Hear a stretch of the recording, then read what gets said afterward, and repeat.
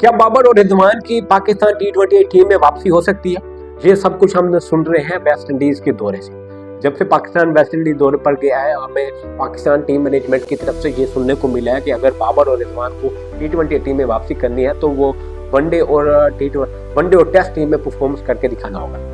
ये हमने सुना था वेस्ट इंडीज दौरे पर, और उस वक्त कहा जा रहा था कि अगर बाबर आजम वेस्ट इंडीज के खिलाफ ODI सीरीज में कमाल कर जाते हैं तो उनको ट्राई नेशन सीरीज में खिलाया जाएगा।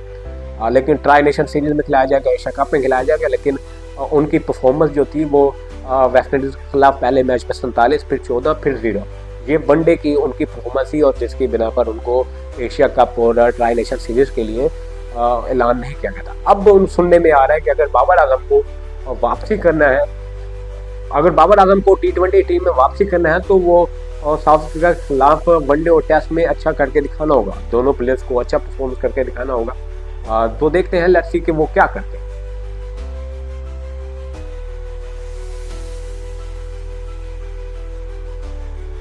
बाबर आजम ने लास्ट टाइम T20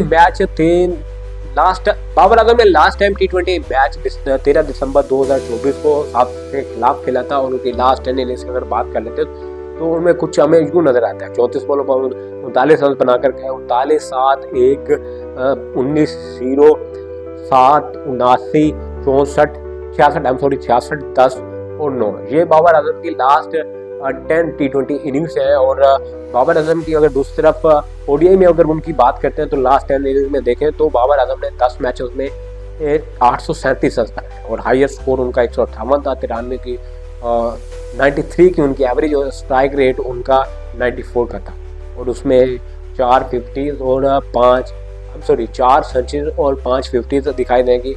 और चौके और छक्कों की बात करें तो 77 चौके और 9 छक्के उनकी इन 10 इनिंग्स में शामिल।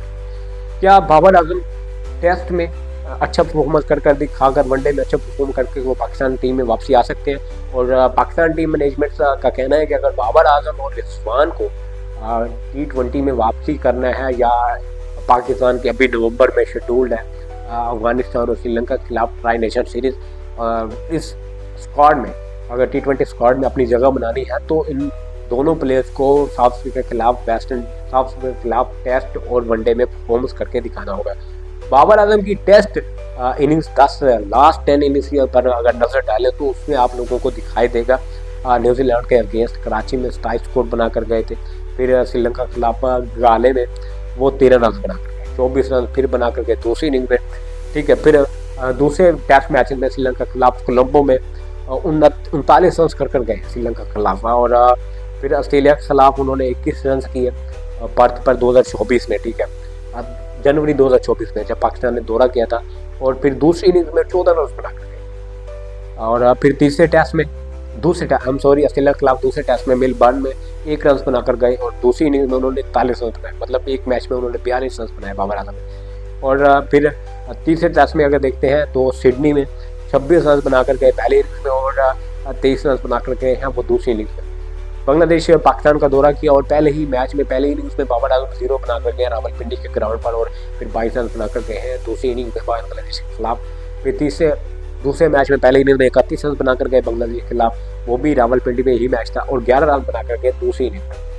तो फिर इंग्लैंड के खिलाफ सिर्फ एक ही मैच में उनको एक इनिंग्स खेलने को मिली थी, और 30 रन बनाकर गए थे। ये बाबर आजम की टेस्ट इनिंग्स में लास्ट 15 इनिंग्स की आप लोगों को बताई है बाबर आजम की। क्या बाबर आजम साउथ अफ्रीका के खिलाफ अच्छा परफॉर्म कर पाएंगे? हालांकि बाबर आजम का जो साउथ अफ्रीका के खिलाफ रिकॉर्ड्स हैं वो बहुत अच्छे हैं।